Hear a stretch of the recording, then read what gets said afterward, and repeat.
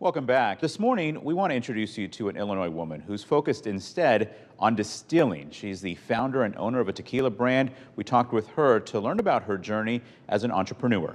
Can we talk a little bit about the Rosa? What makes that different? The Rosa is a Rosa Reposado because it's very unique. It's the first tequila that's been aged in rosé wine barrels.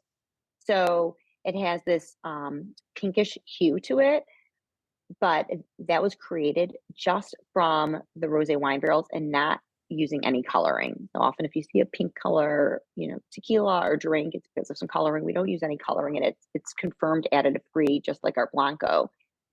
It's really exciting because I think it's a very unique expression. I think there's unique tasting notes, a unique aroma, just because we're using not only wine barrels, but we're using rosé wine barrels. I think the reason no one else is doing that is because as an outsider, you don't know what you don't know. So I didn't realize that it's very difficult to source rosé wine barrels because it is a young wine that is traditionally not aged at all.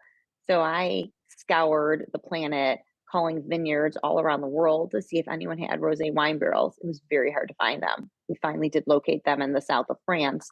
Um, but so I think I like that there's an ability, even in a really, competitive category like tequila, to still do something a little bit innovative and offer, a twist on an expression. I think it's also a really approachable reposado as far as someone who maybe is new to aged tequilas, that it's a really approachable way to kind of enter that category. Your attention to detail is obviously apparent in the product. Mara Smith, thank you so much for taking the time this week.